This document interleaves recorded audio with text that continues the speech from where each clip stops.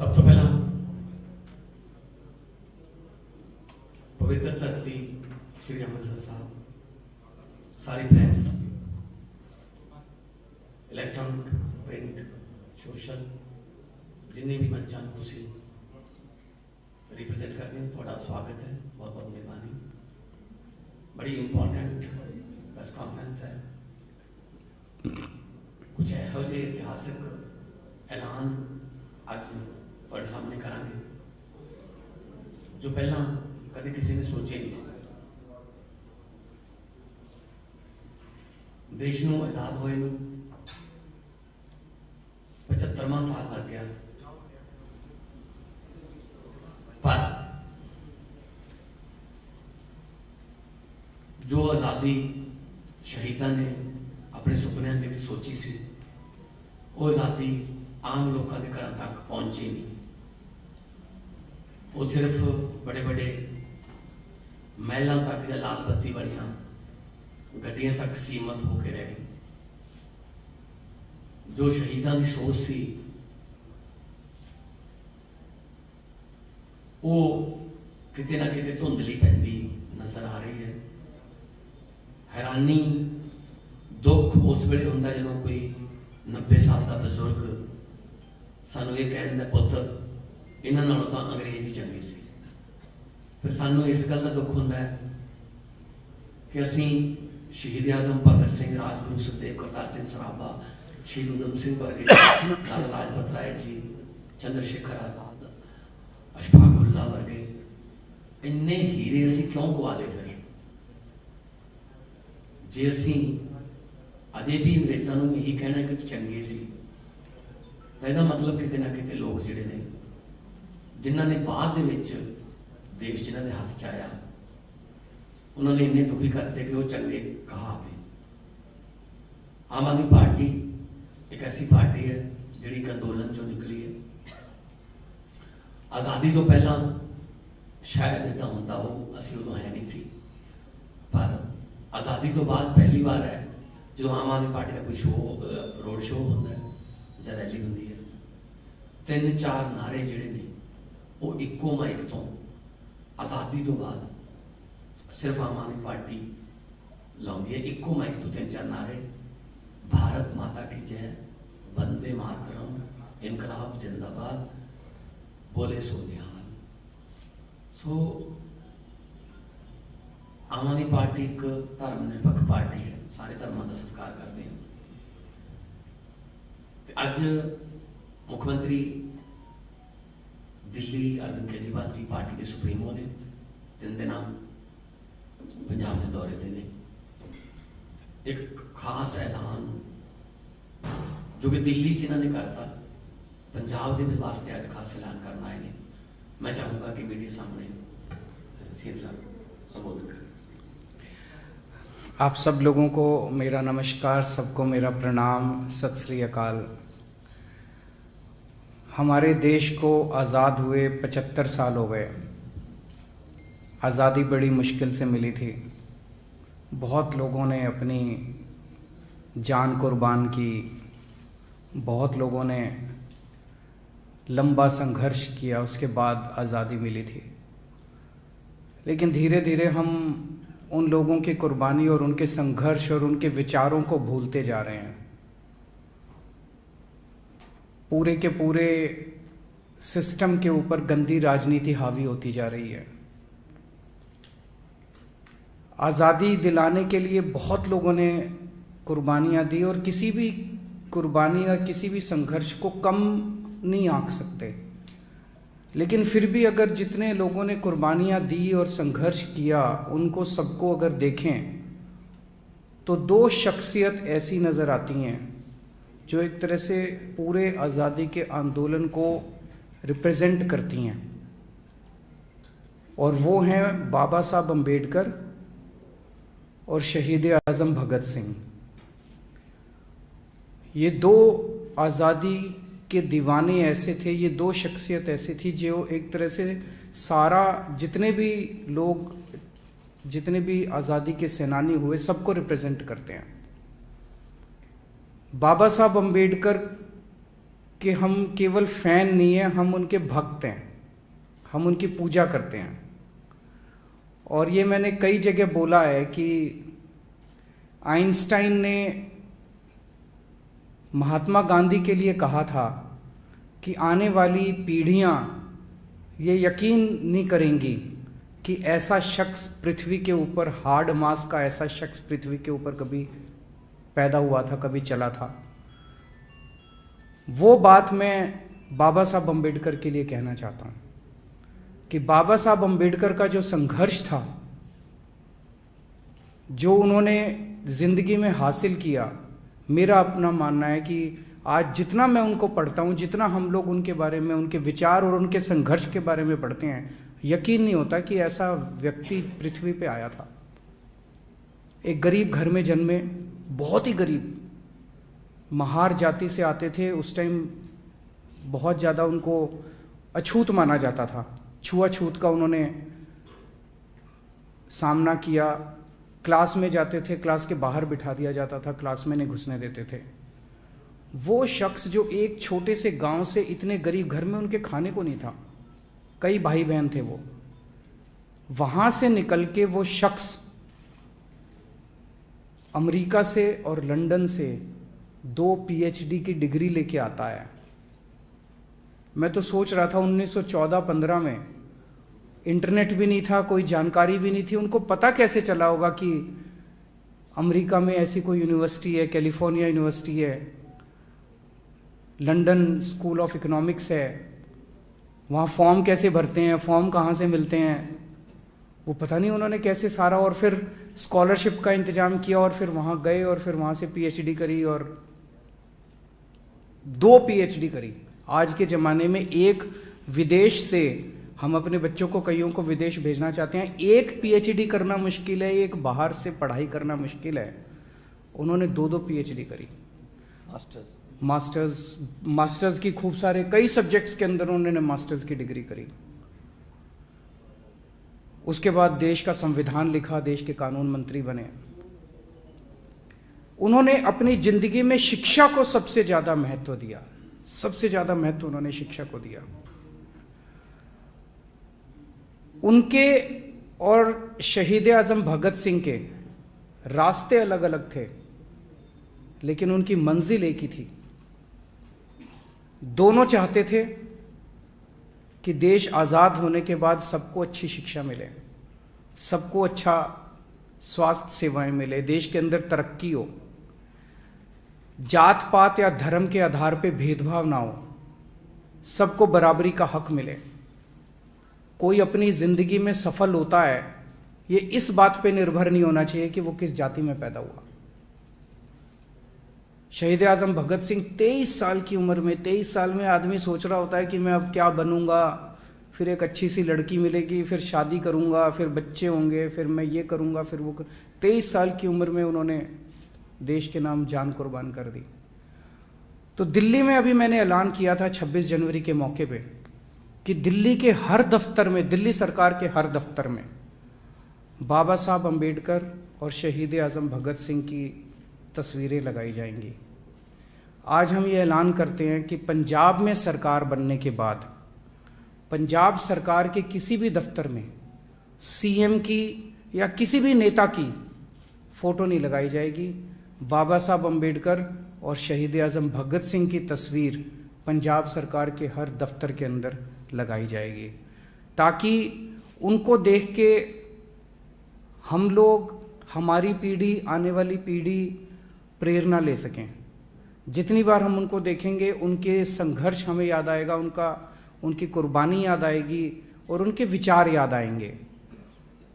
तो दिल्ली सरकार, मैंने ऐलान किया था कि दिल्ली सरकार बाबा साहब अम्बेडकर और शहीद आजम भगत सिंह के विचारों पे चलेगी। पंजाब सरकार भी शहीद आजम भगत सिंह और बाबा साहब अम्बेडकर के विचारों पे चलेगी। मान साहब भी कुछ? बहुत इतिहासक फैसला है।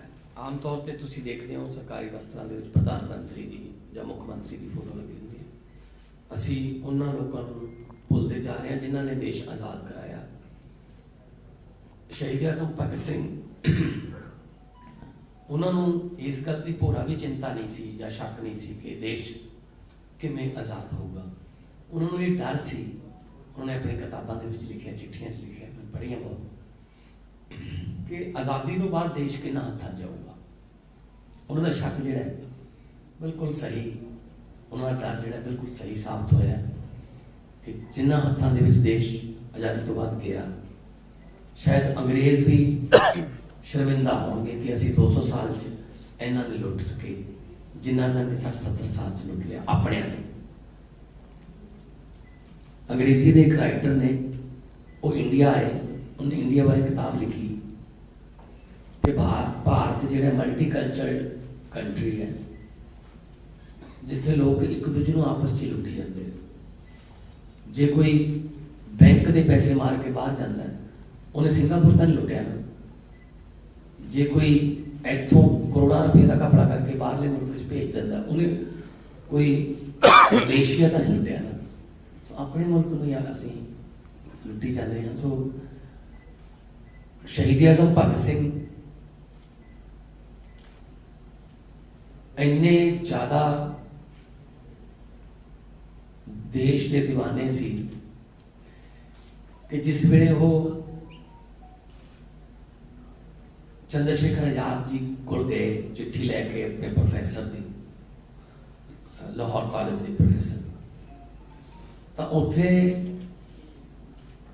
पहले दिन ही उन्होंने एक ड्यूटी मिल गई कि एक बड़ी इंटरेस्टिंग स्टोरी है सीम साहब कि कोई सेठ सीगा, धनी सेठ सीगा भी उहदे घरे नाका मारना है, पैसे लेके उन्हें कोई पार्टी चलाने वास्ते पैसे चाहिए। तो रेकी करके उन्हें कहा भगत सिंह की ड्यूटी तो एक होर मुंडे की ड्यूटी लग गई। पहले दिन पिस्तौल मिल गया कि तुसी वो बाहर सौंदा है विहड़े दे विच वड्डी उहदी हवेली है, तुसी उहदी कनपट्टी ते पिस्तौल रखना है, बाकी काम असीं अंदरों कर लांगे। उन्होंने चलो भगत सिंह ने अपनी ड्यूटी निभाई ते लुट लिया खजाना उतों। तो जाते जाते रस्ते जो जिहड़ा नाल दा मुंडा सी उहने दस्सिया, कहंदा जनाब जिहड़े नवे आए ने सरदार भगत सिंह इन्हां दे हत्थ कंब रहे सी जिस वे पिस्तौल रखा से दांत कंब। तो चंद्रशेखर आजाद जी ने पूछा प्रधान सी, कहते भगत सिंह हाथ कंब रहे सी? कहते पंडित जी हाँ। की गल फिर? कल तो बड़ी बड़ी गल्लां करदा सी देश वास्ते। कहता यह जी गल कही भगत सिंह ने, वो कहते पंडित जी मैथों अपनियां ते पिस्तौल नहीं ताड़िया जाता, भावें अमीर सी पर है तो भारती सी। गोरियां दे तुसी जिथे कहोगे निशाना इत्थे लाउणा इत्थे ला लूंगा, हथ नहीं कंबदा, अपने हाथ पिस्तौल नहीं ताड़िया जाता। उस तो बाद चंद्रशेखर आजाद होर अपने भारतीयों के घरां दे विच कोई पैसे पूसे लैने या कोई बंद करता, वो फिर गोरियां का खजाना लेके जाना नहीं ट्रेनां लुटन लगे। भगत सिंह का पहले दिन ही कहा कि मैथों अपने हाथ पिस्तौल नहीं ताड़िया जाता, इन्ने ज़्यादा देशभक्त सी।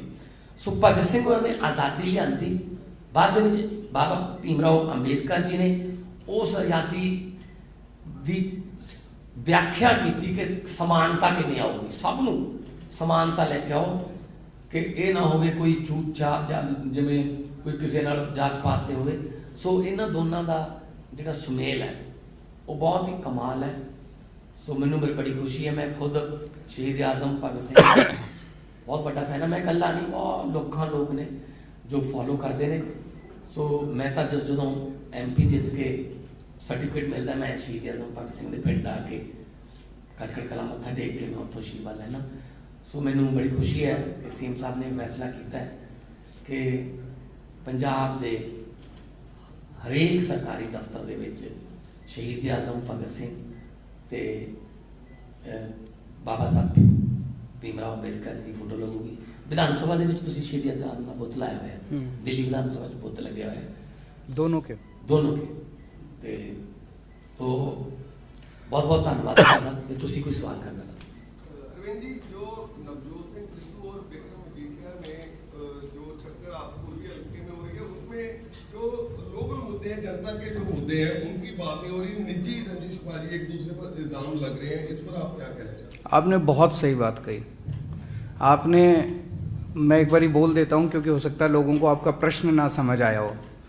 इन्होंने प्रश्न किया है कि अमृतसर ईस्ट से नवजोत सिंह सिद्धू और मजीठिया दोनों लड़ रहे हैं और दोनों एक दूसरे पे गालियां दे रहे हैं, एक दूसरे को गाली गलौज कर रहे हैं, गंदी गंदी गालियां दे रहे हैं, जिसमें जनता के जो मुद्दे हैं वो दबते जा रहे हैं। जनता के मुद्दों की कोई बात नहीं कर रहा। हमारा भी यही कहना है कि ये दोनों एक तरह से बहुत बड़े पॉलिटिकल हाथी हैं जिनके पैरों के नीचे जनता कुचल जाती है। जनता को कोई लेना देना नहीं है, वो इनको क्या गाली देता है, कितनी गंदी गाली देता है, वो इसको क्या गाली देता है। जनता को तो ये चाहिए मेरी बिजली आ जाए, मेरे घर के सामने की बिजली, सड़क ठीक हो जाए, पानी आ जाए, मेरे स्कूल ठीक हो जाए। वो बात केवल और केवल हमारी वहाँ से जो कैंडिडेट है डॉक्टर जीवन ज्योत, केवल डॉक्टर जीवन ज्योत घर घर जा रही है। उसको आप मीडिया में नहीं देखोगे, बेचारी आम औरत है, आम महिला है, वो बात कर रही है। अगर अमृतसर ईस्ट से अब सिद्धू साहब तो कई साल हो गए उनको एमएलए बने हुए, लोग बताते हैं कि फोन करो तो फोन नहीं उठाते, मिलने जाओ तो मिलते नहीं हैं, अपने हल्के के लिए कभी कुछ किया नहीं है। तो ये जो महिला है हमारी डॉक्टर जीवन ज्योत, ये आम महिला है, इसके पास लोग जाया करेंगे तो ये मिलेगी। इसको रात को 2 बजे भी बुलाएंगे तो ये उठ के आपके सुख दुख में काम आएगी। मजीठिया हैं वो, बस मैं तो इसको हराना है। अरे हराना है, जनता का क्या, तुम आपस में लड़ोगे, उनका कोई लेना देना नहीं अमृतसर ईस्ट से मजीठिया का, वो केवल नवजोत सिंह सिद्धू को हराने आए हैं। तो मेरा तो यही कहना है कि इस बार जनता एक बटन दबा के जीवन ज्योत को जिता दे और एक ही बटन से ये दोनों हार जाएंगे। आम आदमी पार्टी आंदोलन से बाहर निकली थी तो आपने मुख्यमंत्री शीला दीक्षित के खिलाफ चुनाव लड़ा था। यहाँ पर बहुत से तो नए कैंडिडेटों चेहरों को मौका दिया गया था। अब जब इस बार चुनाव लड़ा जा रहा है, बहुत सारे ऐसे कैंडिडेट हैं जो दूसरी पार्टियों से आए हैं। क्या आम आदमी पार्टी को जनता के बीच से नए चेहरों का चयन नहीं कर पाई या कुछ और वजह है? नहीं, ऐसा कुछ नहीं है। मैं तो हमेशा ही कहता हूं कि किसी भी पार्टी की विचारधारा और उस पार्टी का मैनेजमेंट उसकी टॉप लीडरशिप से डिसाइड होता है। दूसरी पार्टियां खराब है क्योंकि उनके टॉप के लीडर खराब हैं, तो वो नीचे वैसे ही लोगों को लेके आते हैं, वैसा ही उनकी सरकारें चलती हैं। दूसरी पार्टियों में भी लेकिन अच्छे लोग हैं जो वहां पे बड़े घुटन महसूस कर रहे हैं।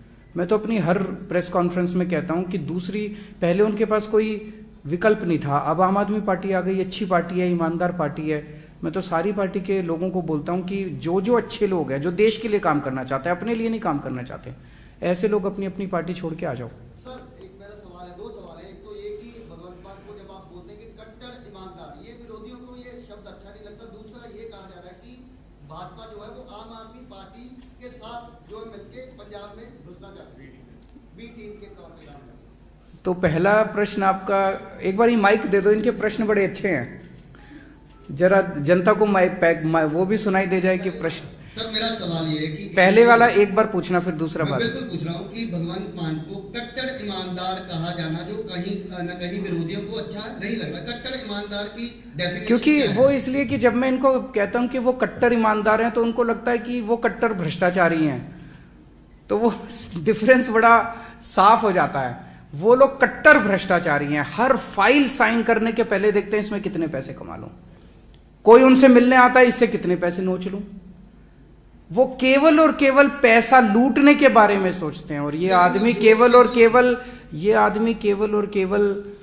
पंजाब के बारे में सोचता है। लेकिन नवजोत सिंह सिद्धू एक ऐसे भगवंत मान की भी तारीफ करते हैं लेकिन खुद को भी ईमानदार बताते हैं। देखिए, मैं किसी इंडिविजुअल के ऊपर नहीं जाऊंगा, मैं एक सिस्टम की बात कर रहा हूँ। दूसरा सवाल फिर मेरा जो था कि आम आदमी पार्टी के सहारा लेकर भाजपा जो है पंजाब में आना चाहती है, ये कांग्रेस के सांसद कह रहे हैं। कैसे? वो कहते हैं कि एक तरफ जब आपने भगवंत मान जी को सीएम कैंडिडेट बनाया, दूसरी तरफ ईडी की रेड होती है और 2 वीडियो पैरेलल चलाई जाती है। एक तरफ ये कि अपना भगवंत मान जी चेहरा बने हैं, दूसरी तरफ भाजपा जो है वो शो कर रही है कि अपना जिस तरीके से कि पंजाब में उनको अभी किसान आंदोलन के बाद जो है पंजाब में घुसने नहीं दिया जा रहा। आप सहारा लेके जो है वो आप ये कहना चाहते हो कि भाजपा को कह के चन्नी साहब पे ईडी की रेड मैंने कराई है?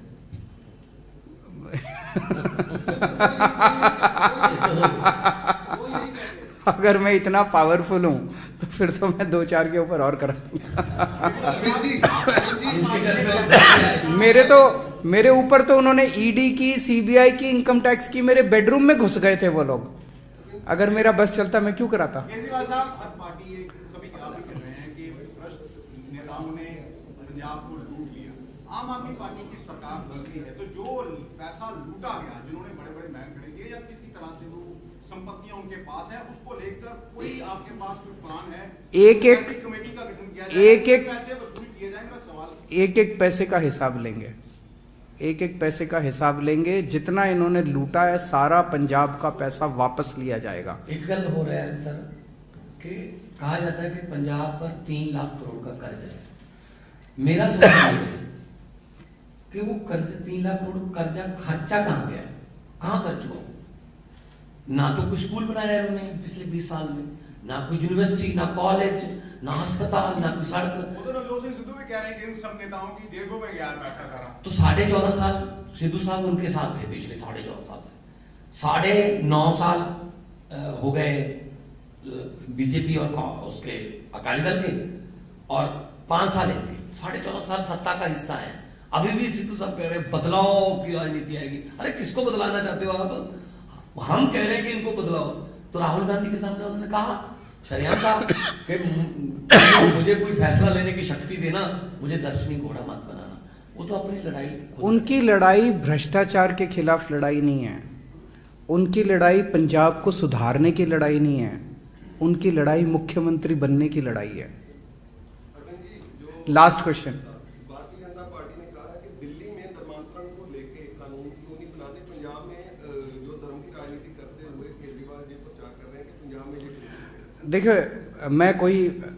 मेरा अपना ये कहना है, किसी भी व्यक्ति को कौन से धर्म में मानेगा, जिस धर्म में पैदा हुआ उस धर्म को मानेंगे, किसी और धर्म, ये सबका अपना निजी मामला है। इसमें हस्तक्षेप देने का किसी को अधिकार नहीं है। आप इस भगवान को मानते हो, आप उस भगवान को मानते हो, आप इस धर्म में विश्वास रखना चाहते हो, आप दूसरे धर्म में जाना चाहते हो, ये सबका निजी मामला है। इसमें किसी सरकार को हस्तक्षेप करने का अधिकार नहीं है और ये संवैधानिक अधिकार है। लेकिन एक मिनट उनका प्रश्न तो पूछा होता है, तो उनका छोड़ दूं, उनका जवाब ना दूं, उनका जवाब ना दूं? आपका प्रश्न जवाब देंगे लेकिन पहले उनका सुनिए आप। ऐसे ये बदतमीजी नहीं चलेगी, ये गलत बात है ये। लेकिन किसी भी व्यक्ति से लालच देके, धमकी देके, जबरदस्ती करके किसी का धर्म परिवर्तन करना गलत है।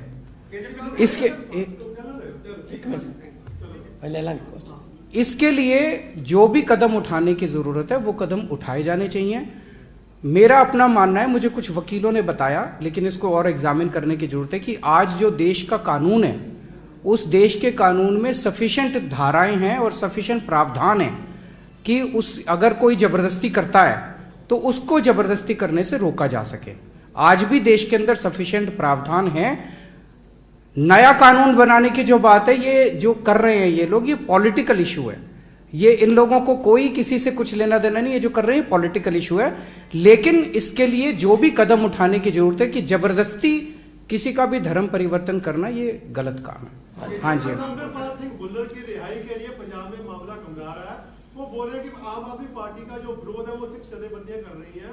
अभी भी आपके पास मैसेज मिला होगा कि बाहर भी कत्ल हुए हैं, तो क्या अड़चन क्या है प्रोफेसर? मैंने कल भी इसका डिटेल में जवाब दिया था, दोबारा आपको बता देता हूं। सबसे पहली बात, ये सेंसिटिव मामला है। इस पे केवल और केवल अकाली दल गंदी राजनीति कर रहा है और हम इस गंदी राजनीति की कठोर निंदा करते हैं। जो अकाली दल कर रहा है, ये गंदी राजनीति कर रहा है, इसकी हम कठोर निंदा करते हैं। दिल्ली के अंदर लॉ एंड ऑर्डर और पुलिस दिल्ली सरकार के पास नहीं है, वो एलजी साहब के पास है, केंद्र सरकार के पास है। लेकिन इसका मैं प्रोसेस समझा देता हूं। ये कैसे, एक सेंटेंस रिव्यू बोर्ड है, वो सेंटेंस रिव्यू बोर्ड ये डिसाइड करता है, जितने भी मामले आते हैं, केवल ये नहीं, किसी का मामला आया रिहाई का, वो डिसाइड करता है करना है कि नहीं करना। किसी का मामला आया सजा कम करने का, वो डिसाइड करता है। किसी का मामला आता है कि सजा माफ करनी है, वो डिसाइड करता है। उस सेंटेंस रिव्यू बोर्ड में जज बैठते हैं। उस सेंटेंस रिव्यू बोर्ड में अफसर बैठते हैं, उस सेंटेंस रिव्यू बोर्ड में पुलिस अधिकारी बैठते हैं जो कि केंद्र सरकार के अंडर में आते हैं। उसमें मुख्यमंत्री की कोई दखलंदाजी नहीं है। वो सेंटेंस रिव्यू बोर्ड की अगली जो भी मीटिंग होगी, मैं इतना इंश्योर कर सकता हूं कि मैंने जब मेरे नजर में ये बात आई, मैंने तुरंत, मुख्यमंत्री तक सारी बातें पहुंचती नहीं है, लेकिन मैं पिछले 2-3 जब यहां पे आया पंजाब के दौरे पे, तो कुछ लोगों ने मेरे से ये जिक्र किया, तो मैंने होम सेक्रेटरी को, दिल्ली के होम सेक्रेटरी को तुरंत फोन करके बोला है भाई सेंटेंस रिव्यू बोर्ड की मीटिंग जल्द से जल्द बुलाओ और ये इंश्योर करो कि अगली मीटिंग के अंदर एजेंडा में इनका भी होना चाहिए। ऐसा ना हो कि एजेंडा के अंदर इसका, क्योंकि मामले बहुत होते हैं, एक मीटिंग में मान लो इनके पास 100 मामले आ गए, 150, मैंने कहा इनका होना चाहिए और ये डिस्कशन इसके ऊपर होनी चाहिए।